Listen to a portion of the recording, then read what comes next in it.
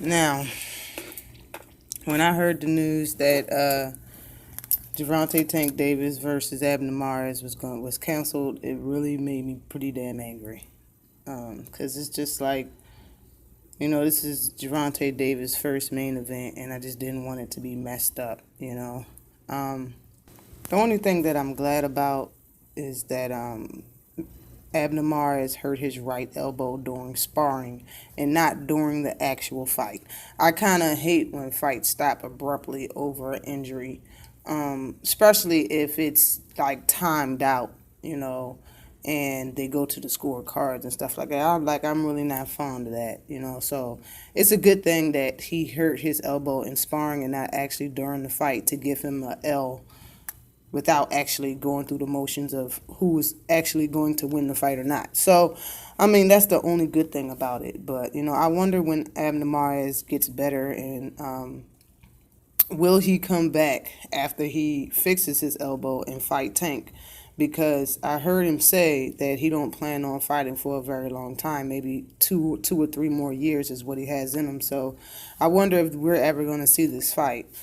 But I immediately thought about fighters that he could fight. Brian Vasquez. I don't really know how to pronounce his last name. He was ranked number 3 in the IBF. Freddie Fonseca, number 10 in the IBF. Scott Quigg, I was like, that'll be a good contender. Ranked number 7 in the WBO. Hernandez, Rocky Hernandez, ranked number 2 in the WBC.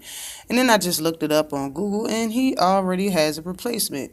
And that's kind of the good thing about being like the number one hated 130 pounder. You know what I'm saying?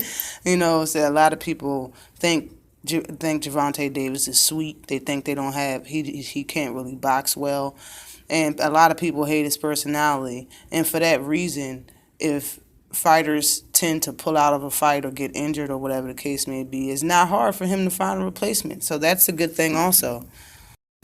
So being the most hated actually does give you a lot of fights. You always got somebody on the list that don't like you and want to fight you.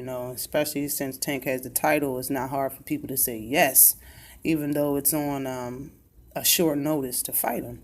Because just like I said, people think he's sweet. People think Gervonta Davis really ain't all of that. You could tell by how all of his opposition and competitors before they fight him, you could tell because of how they talk to him. They talk to him like he ain't shit. So that's a good thing. Being the most feared don't get you fights, but being the most hated, they get you fights. But his replacement is Hugo Ruiz, if that's how you pronounce the last name. Ruiz. Hugo Ruiz. Okay, his record is 39-4. 39 wins, 4 losses. He has 33 knockouts, but he has been stopped 3 times out of his 4 losses, I believe. Yeah, I think it was 3 times out of his 4 losses was actually stopped by stoppage.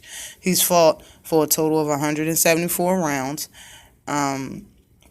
So he's far from he's not a rookie whatsoever. He has 43 fights under his belt. His knockout rating is 77%. He's 30 years old. He's 5'9.5" with a 70.5-inch reach from Mexico. So he is a lengthy fighter, very tall, very have a very good reach advantage on Gervonta Davis. I believe Gervonta Davis' reach is I'm trying to remember. I think it's 68. I think he has a 68-inch reach, so he has a 2.5-inch reach advantage on Gervonta Davis. He's ranked number 10 in the WBA at 126 pounds, which is featherweight. And he's about to go up one weight class for super featherweight and fight Gervonta Tank Davis, same as Abner Mares. Now, Hugo said, these are his words, he said, I trained for 3 months to fight a southpaw when I fought in January, said Ruiz. When the opponent changed, it was hard to adjust in 24 hours. After the fight, I immediately went back to the gym, because you never know what's going to happen in boxing. I'm 100% ready to knock out Gervonta Davis. Those are his words. So after only 21 days after his last fight, he fought on the undercard of AB versus Pacquiao, Broner versus Pacquiao. He was on that undercard. So 21 days after that, he's ready to fight again.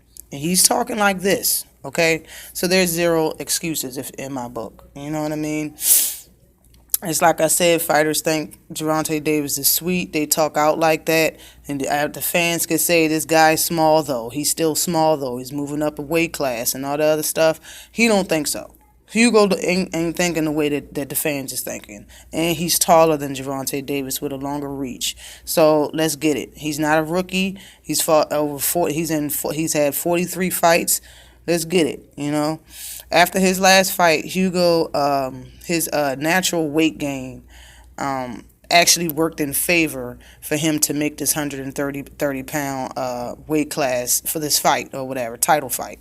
So this is an opportunity that supposedly he jumped at, you know, thinking that Gervonta Davis is an easy out and this is an easy way to get a title. So there you have it. I just want to see Gervonta Davis fight. I think he's electrifying.